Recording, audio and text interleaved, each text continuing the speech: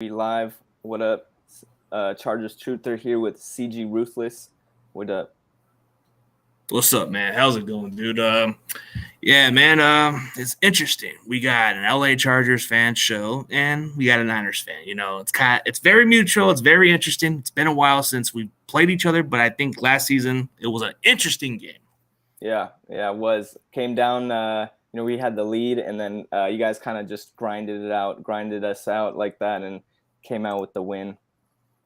Yeah, just one of those game moments, and I get it. So I guess for whatever reason, you guys had some injuries at the wide receiver position, but I still think you guys were a good football team.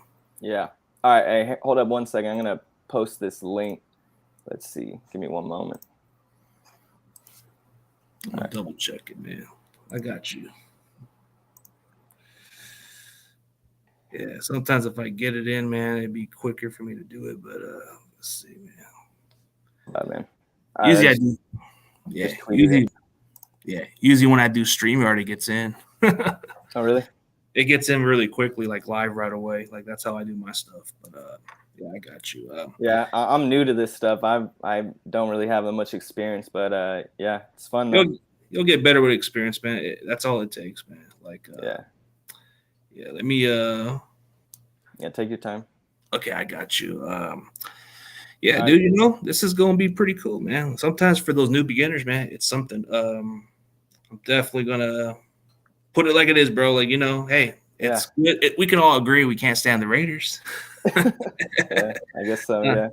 I guess there's that mutual kind of dislike from the Chiefs lately, but I don't really hate them like everybody else says. Yeah. There's still a little California rivalry, though. Yeah. But are you ready? Yeah, let's roll. All right. Well, yeah, I'm sorry, I'm trying not to swear. I'm Chargers Truther, like I just said, CG Ruthless, the homie on Twitter. I think you do a great job covering the 49ers, being real about all that stuff, and doing your interviews and your YouTube stuff. I'm just drinking here a black coffee, ain't got no milk, but, I didn't really want to crack a beer open. Maybe it's a little too early for me, but yeah. It's all good, man. It's all good. It has to be a relaxed day, man. I got me a mug just like that, but it's a Niner one. But it's like the chapter version of it. It's a big, nice mug, beer theme. But since I work later on, I can't even drink right now, so I'm trying to stay sober at the moment. Yeah. Where you from, man?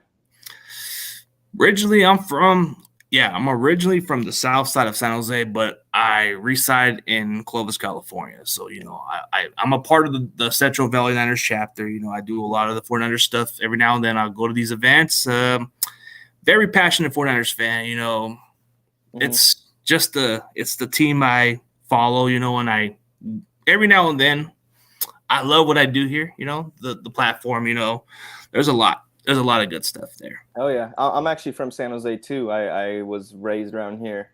I don't know if I'm gonna say my high school and stuff, but I'm like in the Willow Glen area. Ooh, yeah, that's where my cousin used to go to. I don't know if you ever heard of his name, Samuel Pena. He was stabbed 32 times and he was killed that day. That was tough, but yeah, that high school seems very familiar because he was out there. Oh really? Yeah. Well, I'm 27. I don't know. If maybe he might be a little older. Yeah, he was a little older. He was a little older than me, but that was the last time I've heard about what happened there. And then I started moving down to the Central Valley in 2004. So yeah, moved in different areas because I had to stay out of trouble a little bit. So I started doing other stuff. Yeah. So how did you become a 49ers fan and not a Raiders fan, I guess? Well, as a kid, a lot of my family members, they were either Cowboy fans. It was a lot tough to go for, but, there was just a certain player that I got into, I guess, as a little kid, just watching that conference championship game against the Cowboys and seeing the reaction of my family so disappointed about the Cowboys not going to the Super Bowl. It was the opportunity just to pick that team and say, yeah, that's my team right there. And I just wanted to be the bad guy. So yeah. But the one thing that got my attention becoming a Niners fan was it was not far from the area. Like it was just an hour drive down San Francisco. Training camps were coming around here, and the team colors was kind of a fit for me. So, I wasn't into the blue color. So, I was in the red. So Yeah. I don't Oh, want okay. I don't want to put I the get you. yeah, I don't want to put the Pacific colors, but that's where I don't affiliate with none of that. But I just said like, that's just the people I was surrounded by. Yeah. Yeah, I feel it. I feel it, man. That's cool. So I guess you started when you were like young, before 10 years old, or a little after, or what? When I started off like watching football, it was just fun. But another sport I got into as a younger age was wrestling. Mhm. Wrestling was something I got into, but football was just another sport that became more into. And then the more I started to get into it, the more I started playing the game. And then Mhm. once I started playing the game a little more, I started getting more passionate. Mhm. The one player who got my attention that made me become more of a fan was Steve Young. Steve Young was Mhm. that guy. We haven't had a Yeah. quarterback like that in a long time since Steve Young. So that's the Yeah. guy we're looking for. Hell yeah. Well, that kind of leads to my next question. I was going to ask who your favorite player of all time is and who your current favorite player is. Mm. I would say Steve Young because he was the first player that caught my attention. But if you're going by all time, who I liked the most and who was entertaining as hell, I gotta say Terrell Owens. The man was like entertaining. The man was a diva, but he backed it up on the field. Yeah. Current football player, like as far as current football players, I gotta say Dre Greenlaw. He's like one of the most Mhm. underrated linebackers. Even though Fred Warner's one of the Yeah. better linebackers, but I feel like Dre Greenlaw doesn't get enough respect that he deserves. He actually was leading the team in tackles and all that stuff. Mhm. He's one of my other favorite players. But then there's Juwan Jennings. I like another slot Mhm. receiver, big body receiver. I think he's a good one. But yeah, my current favorite player is Dre Greenlaw. Oh yeah. Yeah, I mean, that's understandable. Great 49ers players in the past, and then I mean, you guys got some beasts for sure. For me, I would probably say my favorite player is Philip Rivers, just because I kind of grew up watching him. I really enjoyed his passion, and honestly, I felt like he was kind of like carrying the team on his back a lot of times, and I just had like a lot of respect for that passion, that fire he had. And I guess current player. I mean, I guess I would say Justin Herbert, just because he's so amazing. Obviously, I love LT in the past. I loved Melvin Gordon. Actually, I thought he was a beast. We let him go though. But yeah, I guess I go pretty basic, super basic answers: Rivers and Justin Herbert. But I have a lot of love for all other players as well. Yeah, So yeah. yeah, There it's a good history. It's a good franchise. Just hasn't been able to finish the big one. That's the only thing. yeah, There's a lot of players from that organization I can have respect for. Like I used to like how you guys had Sean Merriman, the lights out dance. I yeah, thought it was cool. So I yeah, started doing that type of stuff to do the little taunting a little bit, and everybody wanted me to do it because I was doing it for fun. yeah, It was one of my I guess you can say it was one of my sack celebration or something like that, where I did something like that, but I kind of gave him the sign like I'm going to give you the lights out and put you to rest or something like that. yeah, I liked his energy, but yeah, Junior Seau was the heart and soul of your guys' defense. yeah, My boy Kasim Osgood was on your guys' organization. yeah. He is a close friend of my cousin. He was a good. He could have been really good of a wide receiver, but they didn't use him much. But he was a damn good special teams ace. Yeah, Pro Bowler there. Junior Seau was like before my time, but yeah, I think that the Chargers, have a lot of good pieces. They've always had like a lot of great players, but that Sean Merriman type nastiness, that energy that I respect a lot in the 49ers, that yeah, just that aggression, I think is something that we don't put enough emphasis on as the Chargers organization. In my humble opinion, that's what I think. I'm trying to kind of model after you guys a little bit and get more physical. To be honest, because honestly, this is real football. It's not flag football. So Well, the different type of style of culture we've been building for quite some time under Shanahan is we're bringing guys that we're just bringing guys who have good characters and can bring that physicality level. So Fred mhm, Warner's a good example, but yeah, Nick Bosa is just a typical great defensive end. But yeah, just like his brother, he's good too. So yeah, they're both great. So yeah, it kind of feels kind of weird just to have two of the Bosas, but one on this side and the other one. So it's kind of yeah. interesting. I know, and yeah, I mean, I gotta admit that Nick Bosa has probably been doing better than Joey Bosa. But would you agree with this? I feel like Nick Bosa is just kind of in a better situation. Like he's surrounded by more with better players. You know, he doesn't always have to be doing it all by himself. I feel like with the Chargers, Joey Bosa just has like he's like the sole focus on that defense and not enough supporting cast to take the pressure off of him. Would you agree with that? Yeah. Nick has a lot of defensive talent around him. I mean, he has a guy like Eric Armstead that makes his job easy. You have, but I think now that we added Javon Hargrave, it makes our defense a lot better than what it was. Yeah, that's scary. The only difference between Nick and Joey is when you realize about his attitude. Like Joey Bosa doesn't seem to have that calm attitude. Like I just seen some times where he gets flagged, but you don't see Bosa get flagged. Bosa's more like chill, like yeah.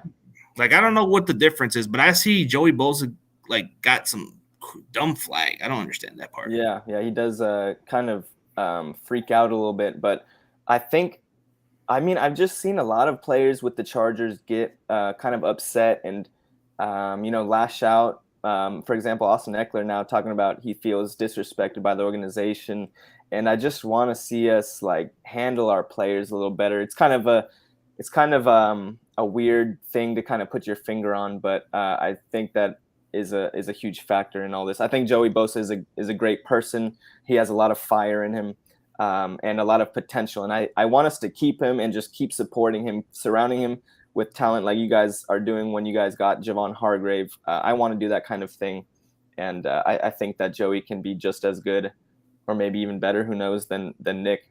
But both amazing players, I think. Yeah, both are amazing players. I get what you're saying. The defense, like I think your defense is a little behind our level, and I think the way we build our team is we build it off of just taking who we develop and then we keep them around. So I think you have a good point about what happens with Nick and Joey. Like Joey has like somehow some supporting cast around him, but not as big for Nick Bosa. Like you have a Khalil Mack, but I don't see the other guy in the middle who makes the job easy for a guy like Joey Bosa. But when Nick Bosa just does it like effortless, like he makes it easy. Like and I'm saying like if you could get Nick Bosa on a one-on-one, that's like easy money, you know? Yeah, the techniques he's learned. Him and Joey got the same techniques. They do it very much similar, but the difference is Joey's just a little more taller, more lengthier. Their speed is about the same, but I think as far as talent, they're very good. So very good at the next level. Hey, I guess we got to say what's up to Bird Game family. I guess that's that Cardinal fan. I told you one of those NFC West guys was probably going to jump in to your channel. What up, Bird Gang? Cardinals are pretty chill. We beat you guys in a close-ass game this past year, almost on that 2-point conversion. I was terrified because that was like could have been our season almost, but a good game. And maybe we'll see you. Probably not this season, but we'll see y'all like eventually, I guess. He's a good dude. He's a good dude. You might even see a guy like Seahawks Eddie who might just come into the stream or SideGen, which those are two Seattle fans. They usually come. Well, the more the merrier. He says that the season coming up going to be different. I believe you. You know, didn't you guys just sign somebody? I kind of forget. I don't really follow the Cardinals too much, but run it back, right? Let's run it back. Yeah, we'll see what happens. But, you get a lot of the division talks from all the other fans. But most of all, I have to deal with all these other Rams fans. They get a little annoying. Oh, yeah. Well, it's all right. It's all right. Well, anyways, my next question is to you. What do you sorry, I was just reading this thing. What do you think are, like, the keys to building a successful team? Like, not necessarily Chargers or 49ers, just in general. Like, what do you think are the main keys? Well, to be a successful franchise and win championships, you got to have a great culture, a great team culture, a team that wants to be here. In today's football, I don't think defense can win championship is like it used to be. You have to have, like even when they used to have those okay quarterbacks to win your Super Bowls, I don't think it works in today's football. You need a quarterback that can at least take you some places here and there and can do more than just manage the game, because you need a quarterback kind of like a Justin Herbert or Josh Allen and all that stuff. And like if you want to win a Super Bowl and you want to be successful, your quarterback has to do a lot more than just manage the game. So defense alone, it has to at least make the turnovers and make up the slack. Look at the Chiefs. Their defense wasn't that great, but it made up for that. Yeah. Mahomes did everything. The offense alone. If you can just have a great supporting cast around your quarterback and your defense does enough, then I think that's the formula of success of winning championships, because a great defense can do so much, but if your offense can complement the same way and your quarterback does more than manage the game, then you have a good chance to win a Super Bowl. Yeah. Yeah, and I completely agree with you. I would also say, yeah, you got to have the right culture. That comes down from the managers or the owners, the GM, the management, whoever is up there, bringing in the right players, building a good attitude that, like you said, they want to be there. They want to play hard. Culture, definitely number one. How you treat your players, respect, player relations, all that kind of stuff, I would say is number one. And then, yes, a great quarterback, I would say. It doesn't have to be, the most amazing, I think, but it has to be a very good quarterback, top quarterback, not just a game manager. And then also, yeah, just a balanced team overall, a team that isn't just relying on one component of the team, not just quarterback, not just defense. It's like, all of it together is kind of working in harmony together. And yeah, I think totally agree with that. That's what I want to see the Chargers do more of, build a more balanced team. And anything's possible like that, I think. Yeah, and your coach has to be aggressive too. So that's the one thing. And like I was saying before, you already got a Seattle fan, like I was already expecting for. Let's see. That's my guy right there. What up, Bird Gang family? Then Seahawks Eddie right there. What up, Seahawks Eddie? I'll put y'all on real quick. What up? Appreciate y'all coming. See, it's the NFC West Network show that I do every other season, but it's probably on an off-season break right now. So, a lot of my followers come off of that channel. Oh yeah, that's dope. Yeah, bro, I think you got a good community over there. I'm trying to build a little bit like that, but I think I turn off some of my fans. I got to work on that a little bit because I say some pretty controversial stuff. I think with the Chargers, just like for this offseason, it's all about, everyone's obsessed right now with getting more receivers for Justin Herbert. And we were horrible in run game, horrible in run defense. I think yes, receiver would be awesome, but I want to take the ball out of Justin Herbert's hands a little bit more and, spread the talent over the team more evenly, and people get really mad at me when I say that. So that's what you need. You need to be able to strengthen that weakness a little more. So this is where the draft becomes good for any other team. This is a chance to fix it or see if this guy can be your instant impact player going forward. Chargers, man. The thing about the Chargers are, I ain't gonna lie, you guys have some nice uniforms. I think it's one of the best uniforms in football, and I can see why, but it's I know plenty of Charger fans that I talk to sometimes, and they tell me how much it frustrates them to watch them choke, and I can see why you guys are kind of like the Clippers of the NFL, because that's how they are. But for that to change the culture, man, you gotta. I don't know. Your head coach doesn't seem to have the guts. He doesn't seem to be aggressive. You need to be an aggressive head coach, and that's the same with Kyle Shanahan too. Kyle Shanahan needs to be gutsy and go for it on fourth down sometimes. Yeah, I would disagree a little bit. I think Brandon Staley, he goes for it on fourth downs, and I think he is pretty aggressive. I like him. I like his play relations. I think the problem with the team is the general manager who keeps making the same mistakes. It kind of ignores the run game, the run defense. He kind of just neglects the inside of the team, the trenches.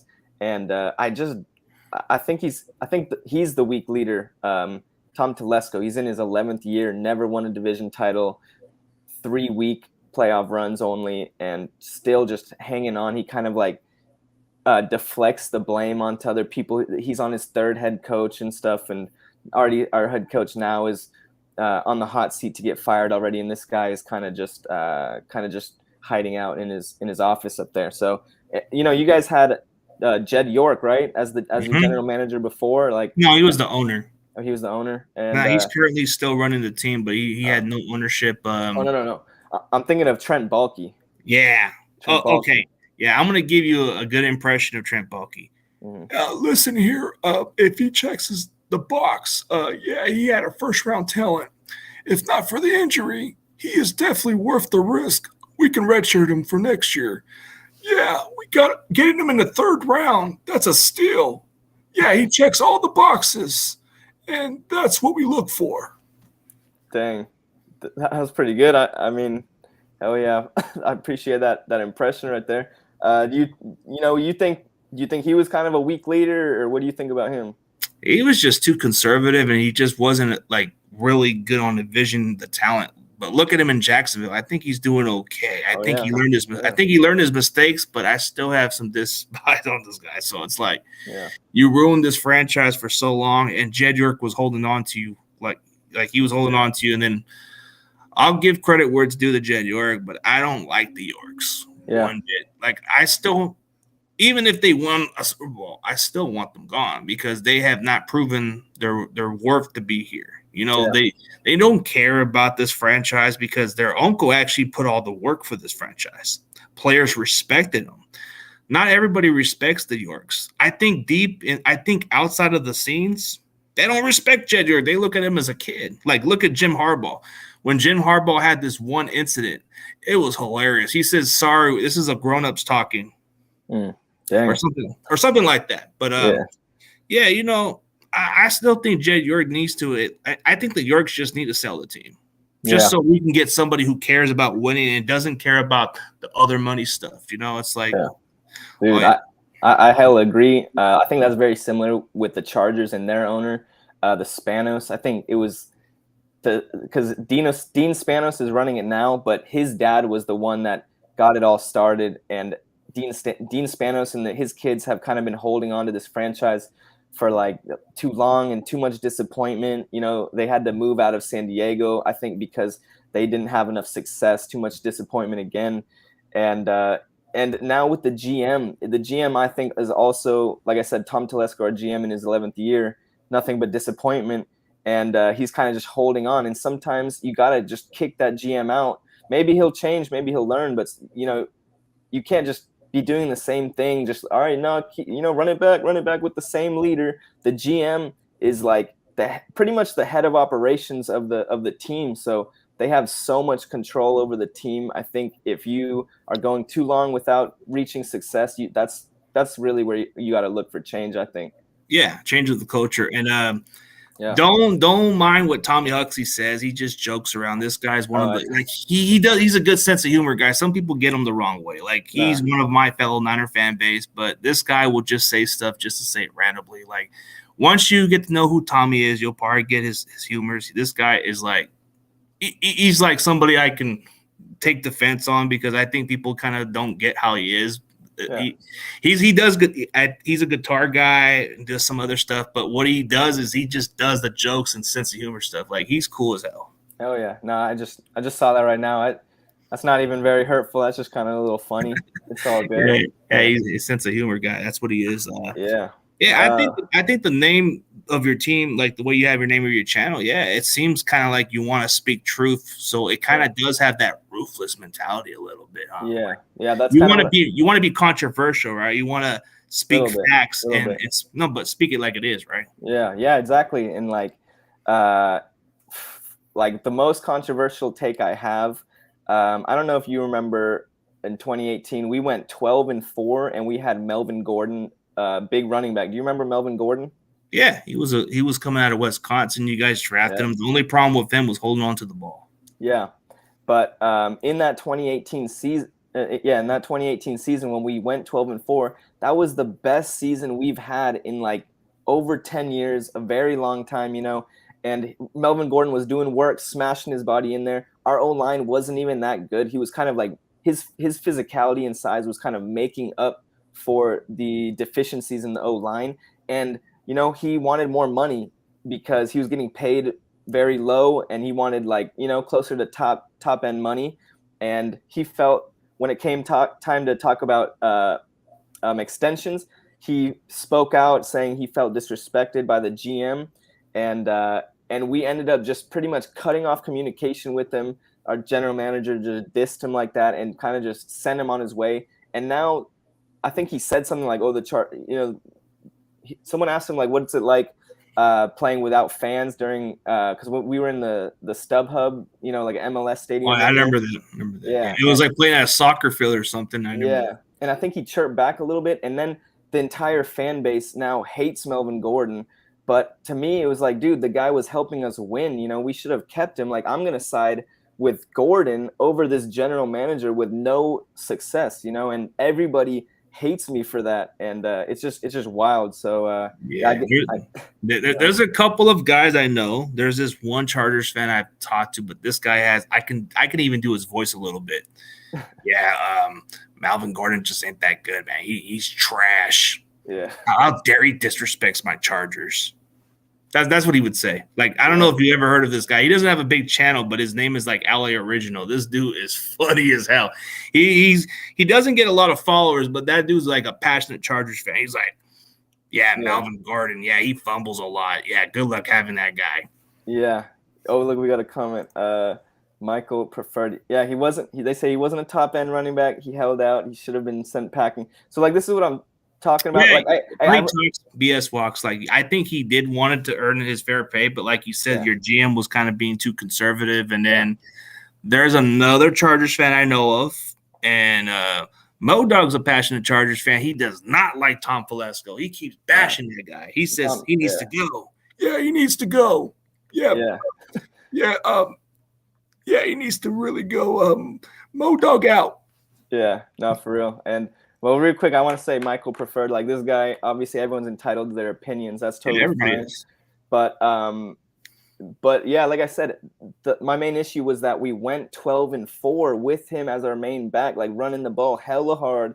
Like, why would you just, let that dude just walk out the door? Like, you think that we're not going to suffer from that? Of course we are. And then the next season, we went 5-11. We went from 12-4 to 5-11, and then the GM is just like still kicking it in there with like a 3-year playoff drought and stuff. And it's just like, bro, like, just like, wins are the only thing that matter. Like, none of this petty stuff, nothing else matters. It's about wins, Yeah, like players kind of want to hold out, but I think if you look at it lately, Melvin Gordon just hasn't, like, the only thing that's been his problem is holding on to the ball. I don't think anybody can question his talent. It's just ball security. Like, and then sometimes when players hold out, it's kind of questioned. Like, if you feel like you deserve more pay, why not you just perform up to your contract? And then if it doesn't work out, at least you can value your money going into free agency. Yeah. Don't hold out on your team. Don't waste the team time, bro. Like, let them know what they're missing out on. Yeah, no, that's very true. Also, that's very true. Also, I think he mishandled it as well.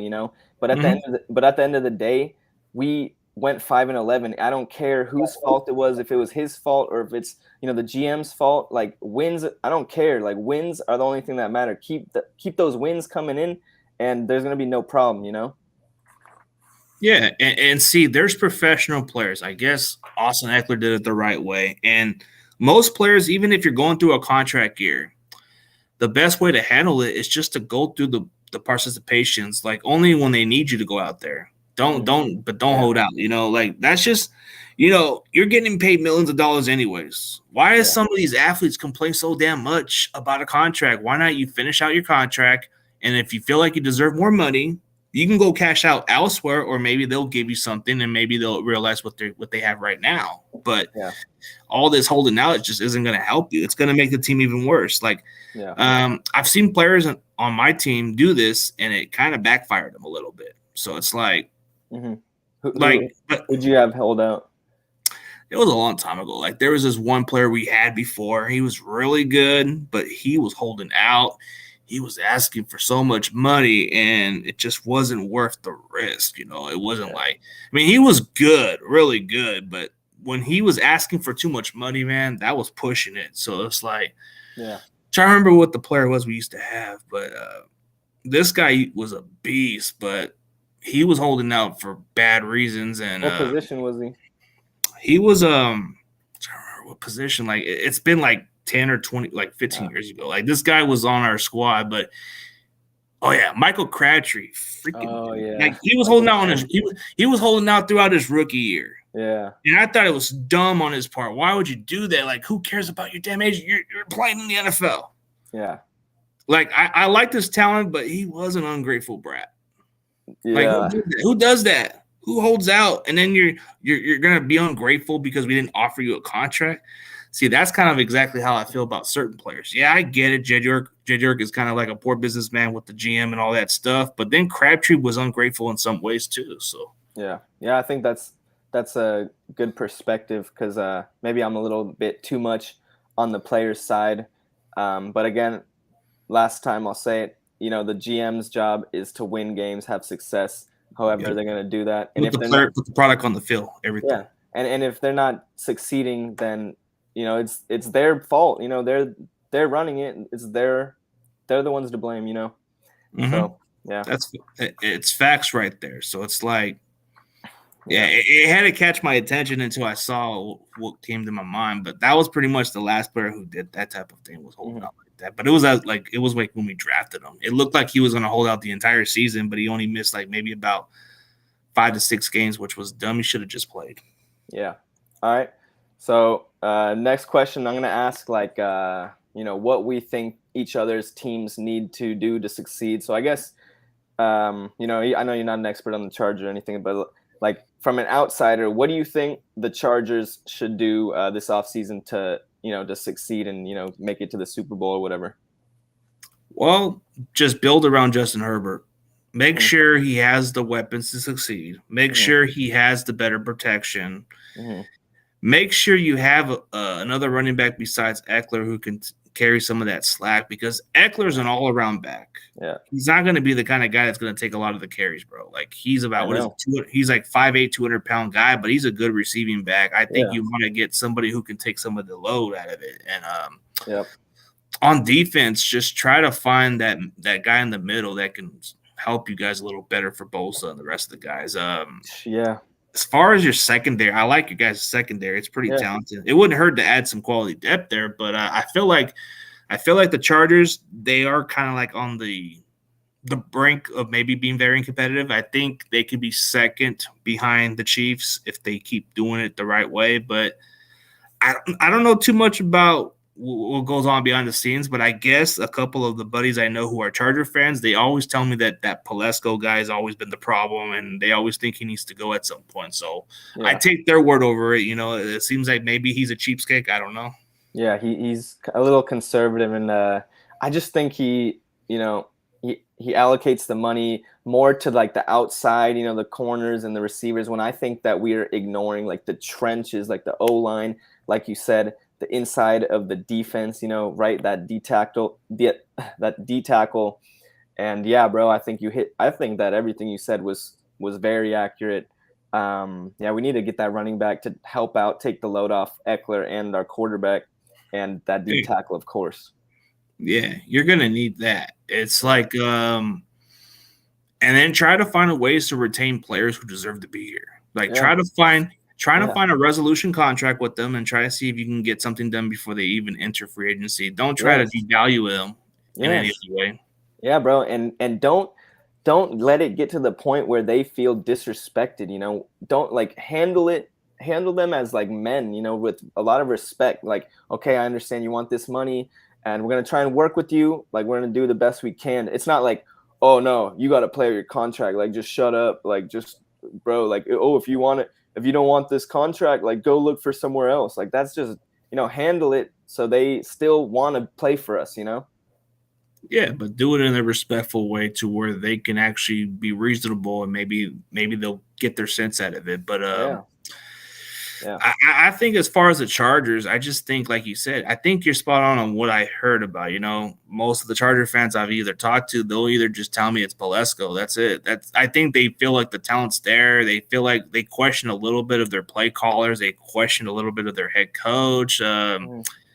They don't. I don't think they have no issues with Justin Herbert or any of the other No, players. not at all. No, no. Yeah, yeah. I think that's pretty accurate. So I guess I'll move on. I'll tell you what I think the 49ers have to do to succeed this year. You know, obviously, I'm not a 49ers fan. I grew up in San Jose, though. I almost was a 49ers fan. I just kind of chose to go with the Chargers, be a little different. But yeah, I think obviously you guys got to figure out your quarterback situation. And honestly, that's like pretty much all you guys really got to do. Maybe work on your secondary, get a beast, you know, top tier DB. But yeah, definitely figure out who you guys if you know, Purdy is going to come back 100% or, you know, healthy, if he's going to be that guy like we saw last season, or if Trey Lance is going to come back and, you know, be healthy and take that, you know, the job is there for it to be taken, to be won pretty much, I think. And you guys got Sam Darnold, got to figure that out. And then, yeah, but like, I think that you guys interior O-line, I mean, I think it's pretty solid. Your run game, your trench game, your defense is always like pretty dang scary and aggressive. So yeah, I just say your quarterback and your DBs maybe. What do you think? Yeah, I agree on all perspective of what you're saying, but the only thing I kind of question the most besides the quarterback position is Kyle Shanahan needs to have some cojones. He needs to be a little gutsy. He needs to not be afraid of taking chances. Like you look at your coach. I guess your coach has a little more aggressive style, and maybe it's okay, you know. Sometimes Shanahan just gets too conservative, and especially in the biggest stage, you might need to know what separates from coaches who win championships and coaches who don't. Yeah. And if Shanahan can learn to do that, then I don't have no problem with the team. But what you said on all the perspective, you're spot on. Quarterback position is definitely the biggest question mark. We have all the talent. Yeah, if we had some secondary guys who can step in and be some legitimate stars, but if you look at the way we build our defensive line makes our cornerbacks look solid. Like, okay, Travarius Ward is like a B plus type of cornerback, but he plays pretty good. Diamond Lenore is not like your typical flashy cornerback, but he's looking pretty solid because of our defensive line. But if we had that true lockdown corner, or then you look at Gibson, he's only here for one more year. So we probably need to get a safety we can groom for next year, so he can take over next year. And that would probably be smart. Do exactly what we did with Hufanga. Hufanga was there for his rookie year and got some playing time and learned, and then he became the starter the following year. Yeah, I could definitely see that too. It just seems like you guys are so good at just developing these like smaller name guys. They don't need to be first round picks to like play like a first rounder, you know. And I want to see the Chargers do more of that kind of stuff. Like, I want to have that D line that you guys have. I think Justin Herbert would just be on fire. The Chargers would be way more successful with, you know, at the D line putting the pressure, stopping the run, puts so much pressure on the other team to overcome, you know, that, you know, if you can't run the ball, then you need to scramble to figure something else out. And if you can run the ball, you don't have the pressure on you to try and figure out something else. If you can run the ball, you're just going to run the ball, you know, that's easy. So, I mean, just maintain a good balance on your offense. And what's very intriguing about the Chargers is you got Kellen Moore as a play caller. So this does have a question mark. Yeah. Is it Kellen Moore whose fault in Dallas, or is it Dak Prescott's fault in Dallas? So now we're going to find out the question. So let's see. See, Kellen Moore has no excuses. This is a better quarterback than Dak Prescott. I think he is. I mean, talent-wise, exceptionally. Like, when you look at the history of the Chargers, they always have that kind of quarterback that you would love to have on your football team. But the only problem is that franchise just doesn't seem to win the big one. But you look at guys in the past, like Dan Fouts was another good example. You had somebody like a Drew Brees for a while during his rookie year and then his contract, and then he went to the Saints, but he could have been something good. Phillip Rivers, hell of a good quarterback, but just had that little cockiness, kind of had that Brett Favre-ish attitude. But the guy was playing through pain and all that stuff. And that's the thing. And then you go from Justin Herbert and all that. It's like, it's kind of amazing how you guys go through a lot of good quarterbacks, but just it'd be kind of nice if you guys were to win one Super Bowl at least, so maybe you can silence those Raider fans and those other fan base. I mean, I get that part, but I guess Tommy is kind of like in a legitimate point. I don't know, bro. Maybe he does so he can play with his brother. It makes sense and good culture-wise, but I think Chargers have to do a lot more than just be in that conversation. They have to find some ways to beat the Chiefs. They got to find some Yeah. guys who can get to Patrick Mahomes or pressure him, and they got to add some guys who can stop this offense. If you can, you got to orchestrate or build something that can stop the Chiefs. Yeah, and I think all this stuff is just common sense. What we need to do. The Chargers show everybody that a great quarterback can't do anything by himself. I mean, he's not going to win a Super Bowl by himself if he doesn't have this, enough support from the defense, from the run game, and all this other stuff. You just need to have a good organization, a good, roster building general manager and stuff like that. And as far as Joey Bosa, honestly, he probably does want to go to the 49ers just because Chargers have been disappointing for too long, but we need to handle this stuff better. We need to just make Joey Bosa happy, surround him with talent, and keep him. We need to keep Joey Bosa because, he's a core player, and if we're gonna let him go, we're gonna need to replace him with at least like two very good players, like maybe not as good, but he's he's a cornerstone player. Like it would be foolish for the Chargers to get rid of him. If you're gonna get rid of him, at least try to get a compensation or something reasonable. But I guess Tommy's right on what I said. Yeah, Demo was a low-round draft pick. Demo was just like the cornerback we got who actually emerged into the playoffs, and everybody was calling him the weakest link. But when it came to the playoffs, the guy had 2 interceptions. So I think he'll get better with no time. I think his confidence is coming along, and I've actually talked with his sister before, and she tells me she doesn't really keep track of football like everybody else, but she tells me that her brother's really a good football player, and I'm starting to believe a little bit of it. Oh, yeah. And I also think, again, I think that a big reason why you guys have all these like lower end draft pick, maybe undrafted guys being so successful is that you just put them in such a good environment. It's a team game. You can't just system. Yeah, you can't just, this guy's a great player, put him in whatever team and he's going to be great. It's like the better the team around him is, the better he's going to play and he's going to look, Yeah. And also to support that, you see it quite often when a player is really good and he's looking to get that big payday and he takes a big payday at a worse team, and then he kind of just like fizzles out over there because, it's just not as good of a environment for him, Yeah, there's a difference. Like sometimes it's there's nothing wrong with taking a lot of the money for a bad team, but you have to realize that it's not a good situation to go through. So I think we were just very lucky to get certain players like that. Like Javon Hargrave was like, I guess this conference of what Javon Hargrave said like a while ago before we signed him, he was kind of concerned that maybe he might have to end up with a bad team and have to be a part of this rebuilding process. He said, I went from the Pittsburgh Steelers, which was a great organization. They built a good culture. And then I went to the Eagles, a good organization. He says, I was already on my way out. The Eagles had no intentions to retain me. So he thought other teams were going to get him. But once he heard the 49ers were interested, he didn't hesitate. He said, I'm going to go sign with them. Yeah, because it's just so much nicer when when you're surrounded by good talent and there's not so much pressure on you. It's not like, oh, we need you to show up here. Like it's all on you, bro. It's like, no, you're a supporting cast like everyone else, Yeah, like he didn't even hesitate. Once he saw the Niners have interest, he said, okay, I want to go over there.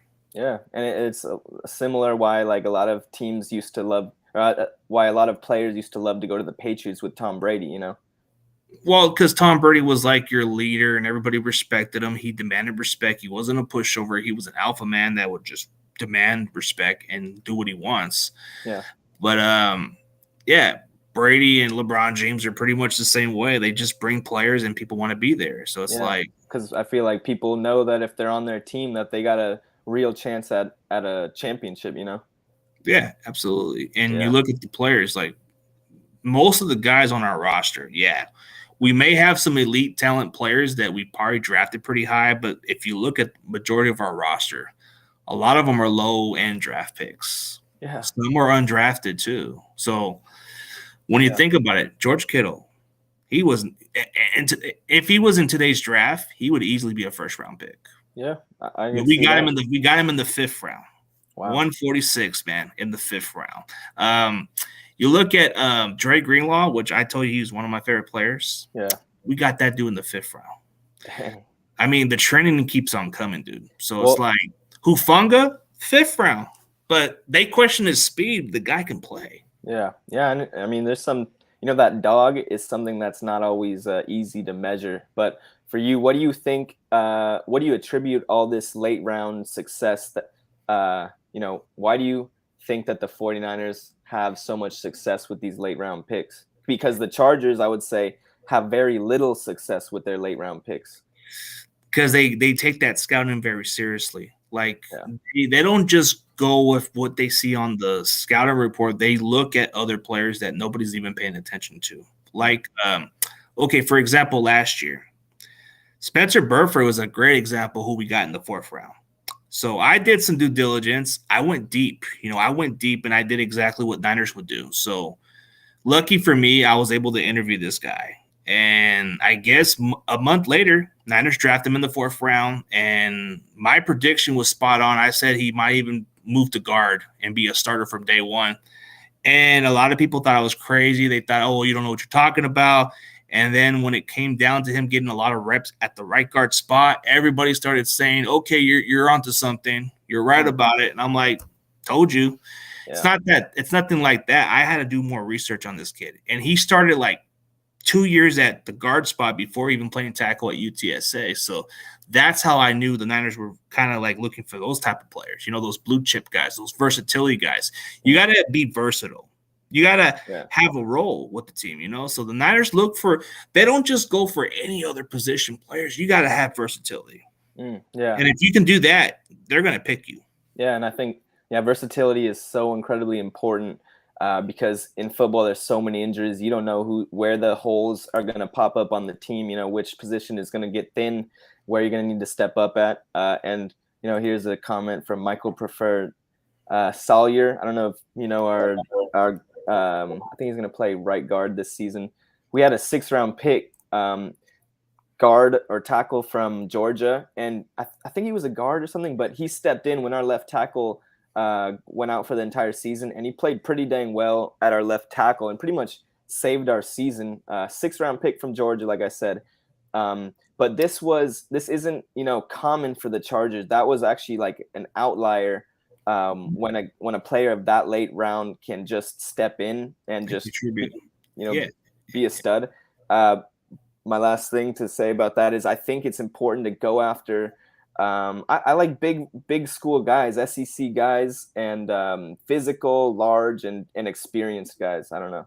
Oh yeah, the competition is not too big for them, but just for being as a content creator. I go for any other college players I'll interview. I don't care what school you come to. If you can play at the next level, I don't have no doubt in my mind. So it's like, like you said, this guy's a perfect example. I think it's based by the fact he played at Georgia, and I think he had the versatility to play anywhere. Yeah. So I think when you guys take a flyer in late round draft picks, let me go by how GMs do this type of job.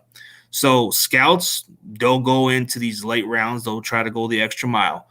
What you look for in guys in the late rounds are guys who can be versatile, guys that some people just question on certain ways that maybe they could work with, or there's red flags, there's questionable about their speed or whatever they kind of think of them, or can they really play? That's the question mark. But if you take a flyer and he turns out to be good, then it makes that GM the genius in some ways. But when you go in the late rounds, you want to look for that guy who could do a lot more than just be on one position, contribute on special teams, play different spots, and do everything the coaches ask him to do. When you look for an undrafted player, they don't have nothing. They have nothing more to gain at this point. They just want to at least make the practice squad or at least have a strong case to make the team. So they're not guaranteeing nothing big. So when you're undrafted, you have a chance. So you're getting a chance to get on the team and compete. And they have a blue chip on their shoulder. They're pissed off at the fact they didn't even get drafted. They felt like they should have been drafted. And that kind of, sometimes if you're undrafted, it's not a bad thing. It's kind of like you have something to prove. Yeah, I agree. I definitely agree. One thing with the Chargers, I think I think we often put too much emphasis on the character of the players. Is he, a clean record or whatever? Is he like a nice guy? Is he gonna fit in well with the locker room? And I think those things are obviously great, but I want, I would, I have other priorities that I would look for first. I would want, like, is this guy, um, a passionate player? Is he like, I mean, they're all passionate players really, but like, is this guy really, a dog, you could say? Is this guy Does he care about physical? winning?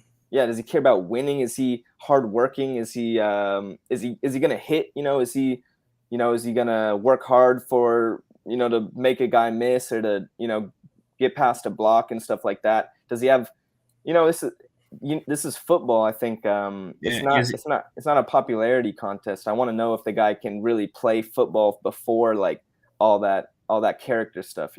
yeah. Can he be gutsy a little bit? Can he go Yeah, through the injury a little bit and improve his toughness? yeah, Can he show how much he cares about the team? Can he actually held accountability a little bit? Like, sometimes for a player, I like how some players can call out their own coaches and let them know how they feel about it.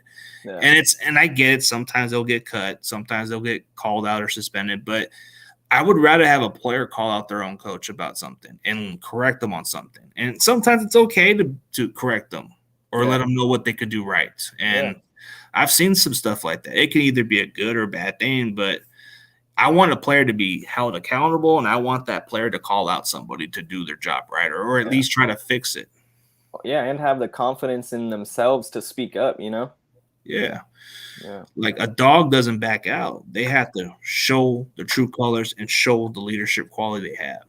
Yeah, and I think it's important for the organization to, feel to have their players feel like they can actually speak up. It's not like, oh, I have these issues, like, oh, I got to be quiet about it. Like, that's not a good environment to be in. You gotta treat these guys like men, that like the men that they are. They're just men. They deserve the same respect. It's not meaning that you're going to let them go wild and, like, be talking back and being disrespectful, but the respect goes both ways for sure. Yeah, it does. And if a player could be in that level, then that's great. But some coaches or people don't like that. But I think it's a good thing so they can be held accountable. Yeah, yeah, for sure. And coaches are humans too. GMs are humans. Like, we all make mistakes. Some more than others, but it always happens eventually. So yeah, man. All right. I guess we're getting close to the hour. Might want to come to this last question here. I would say, as we stand now, I guess it's hard to say before the draft. We'll go back and, you. All right. I'm just gonna ask the question. What do you expect the Chargers to do next year? Like, what do you like? Playoffs, playoff win, or like miss playoffs? Like, what do you think that they're gonna do? As an outside looking in, Yeah. Be hmm. honest. Okay, so I'll be brutally honest. Yeah. As an outside looking in, I think Chargers are like the second best in the AFC West divisions. Like, I don't know about the Broncos. It's just, it seems like they're doing too much. They're being too damn desperate. They're trying too hard. I think with Sean Payton, they're going to take a step up. The Raiders just might. It's 50-50. I don't know. But I think Chargers are like the second best in that division. So I think they could easily make the playoffs.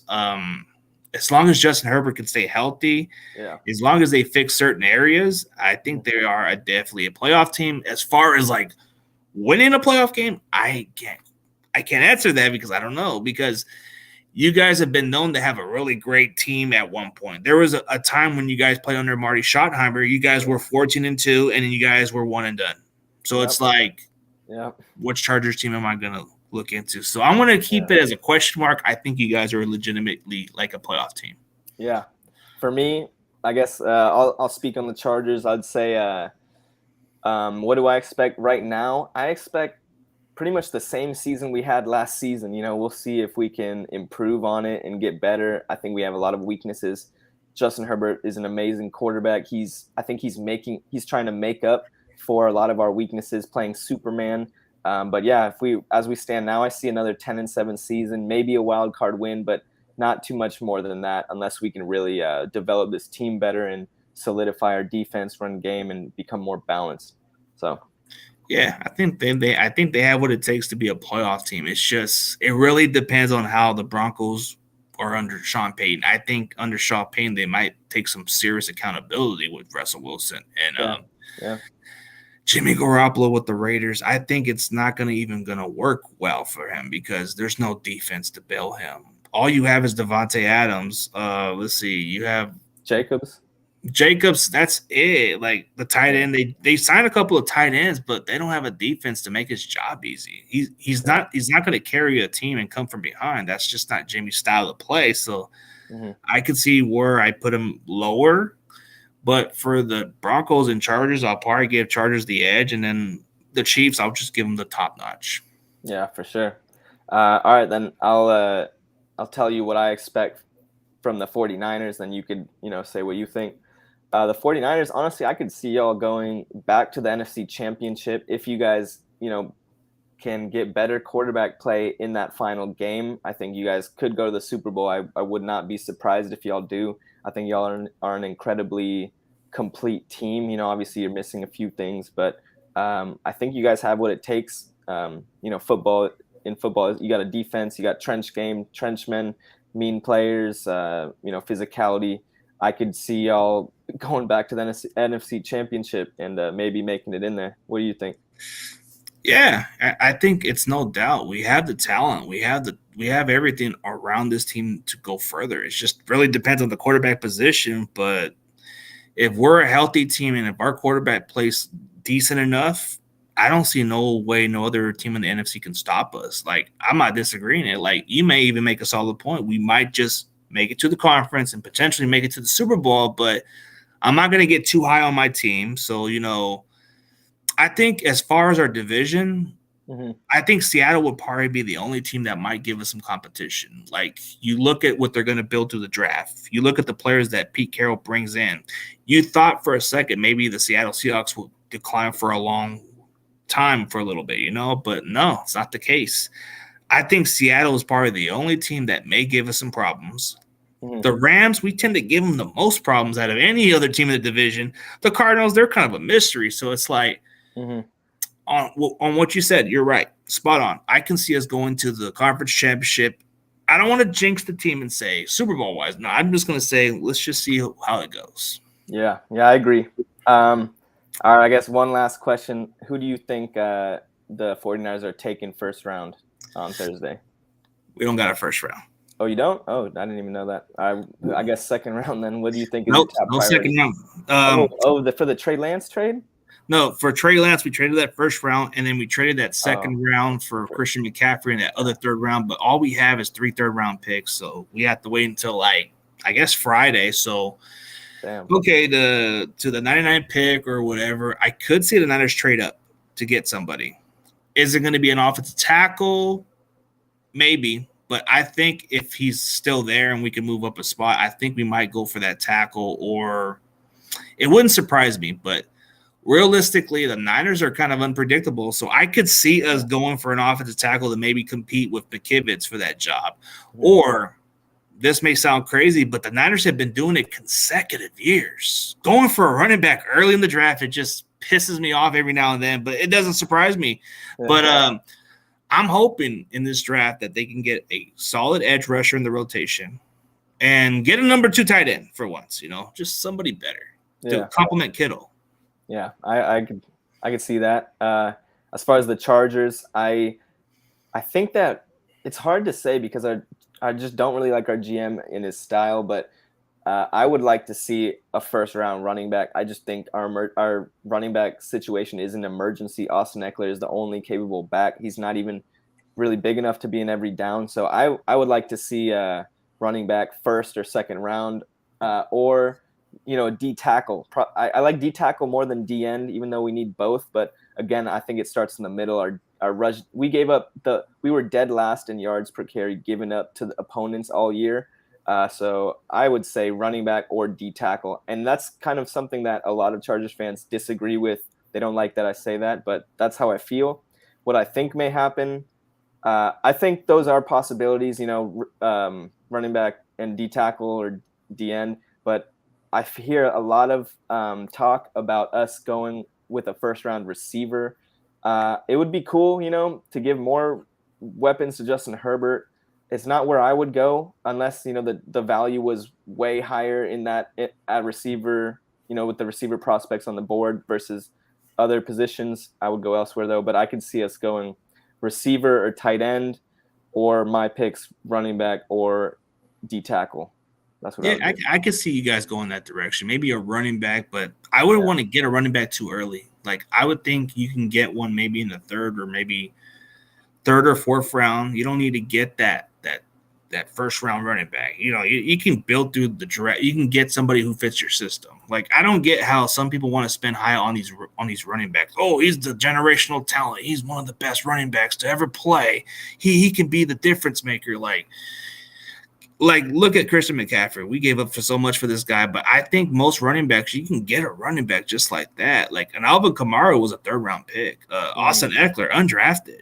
Like I don't think Chargers need to go that route. If I'm being real, as an outside looking in, I think if you guys want to go for a running back, and you want him to be that every down back, you could probably wait in the second or third round and maybe get that one kid from UCLA. What's his name? Charbonnet or. There's a couple good running backs, but I wouldn't want to draft one too early. Yeah. Oh, the other Texas running back is probably the most interesting. Rashawn something. Johnson. Yeah, Rashawn Johnson. Yeah, that guy looks like a beast. But the only thing, I agree with you. The only reason I want to go running back first or second round is because the past 3 or 4 years, we've drafted late round running backs. We had, what was his name? Josh Jackson didn't really do anything. Larry Roundtree hasn't done anything. Josh Kelly was all right, but he didn't even get 300 yards rushing all of last season. And then Isaiah Spiller barely got 40 yards on the season. We've tried it like 4 years in a row now, and we haven't found a single capable backup running back to help take the load off Austin Eckler. I'm just tired of it.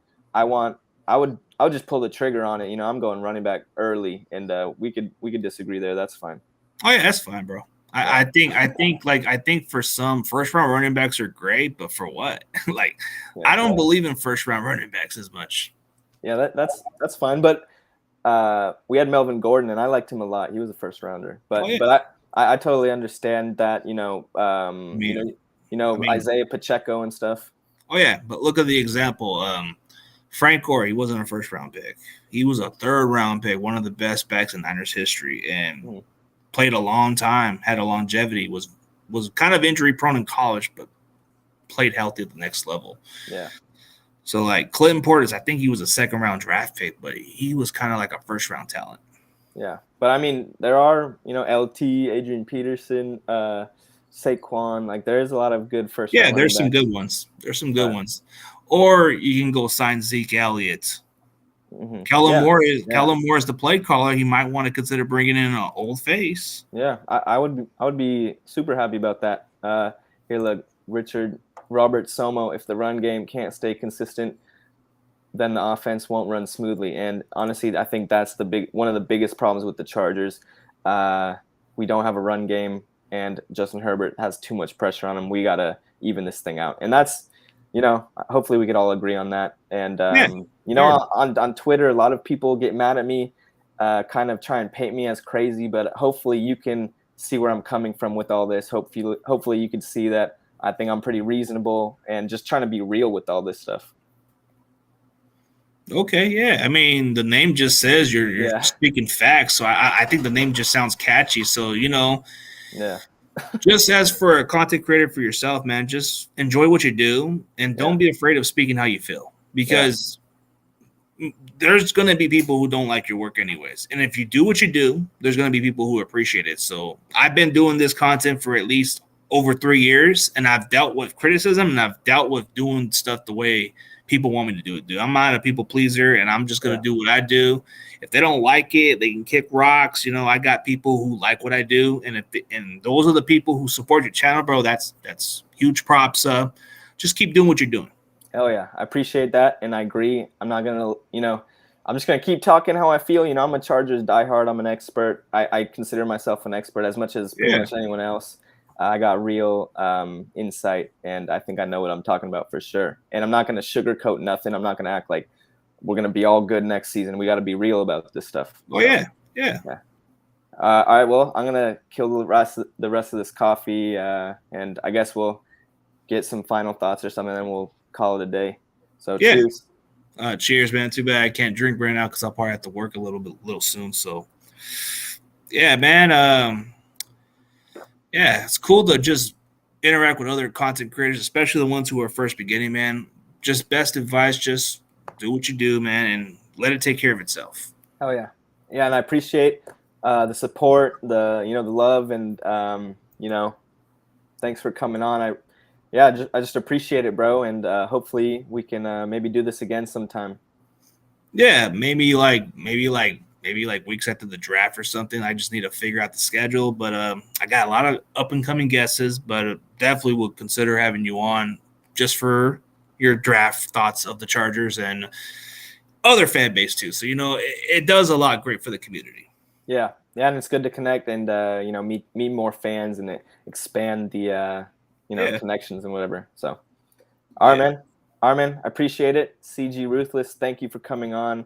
Oh, for those people who are not very familiar with my channel, go ahead. The name is CG. The name is CG Ruthless. 49ers Talk. I do Niners content, but if you like my entertainment channel where I have wrestlers and other people on my show, it's CG Ruthless Sports. So it makes a lot of sense to separate the channel, but I do get a lot of quality NFL players on my show.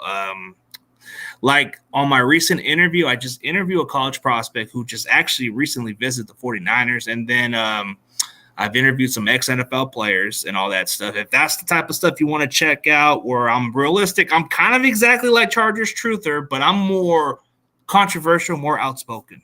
Oh, more? Thanks. More like you say you're not controversial. Yeah. You said little controversial. I'm super controversial. I'm trying to maybe get a little more controversial. But yeah, all right, hell yeah, man, I appreciate it. Yeah, no problem. All right, let's do this again. Thank you, man. I'm about to sign out. All right, sign out, bro. All right, thank you.